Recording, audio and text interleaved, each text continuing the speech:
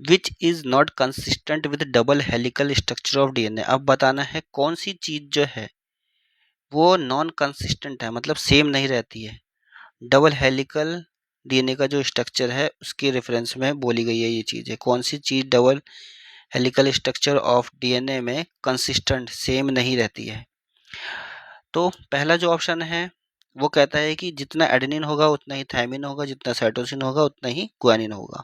तो ये हमेशा सेम रहेगा, जितना ए होगा उतना ही टी होता है डीएनए के अंदर, जितना सी होता है उतना ही जी होता है। तो ये तो कंसिस्टेंट है, ठीक है, ये तो कांस्टेंट है, ये रहेगा ही रहेगा सेम। तो ये जो है ऑप्शन राइट है। नॉट कंसिस्टेंट को मान लेते हैं जो फॉल्स है एक तरीके से, ठीक है।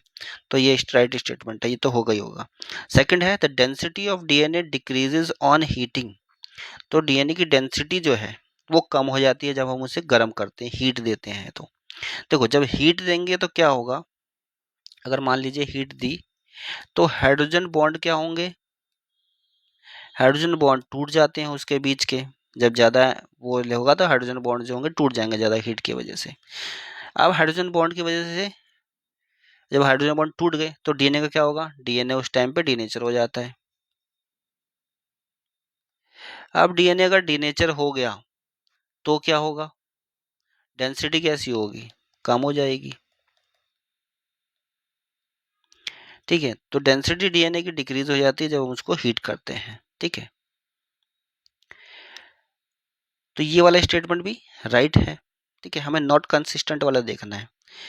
देखो ए प्लस टी अगर एडेनिन और थायमिन को प्लस कर दिया जाए और रेशो हो साइटोसिन और ग्वानिन का तो वो कांस्टेंट नहीं होता है।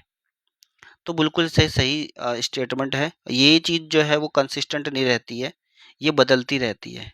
अलग अलग स्पीसीज होंगी तो ए प्लस टी अपॉन में सी प्लस जी का जो रेशो है ये वेरी करता रहता है स्पीसीज टू स्पीसीज, ठीक है। तो केवल ये जो वाली चीज़ जो है वो कंसिस्टेंट नहीं है। तो राइट आंसर जो हो जाएगा वो सी हो जाएगा, ठीक है। बाकी के जो ऑप्शन होंगे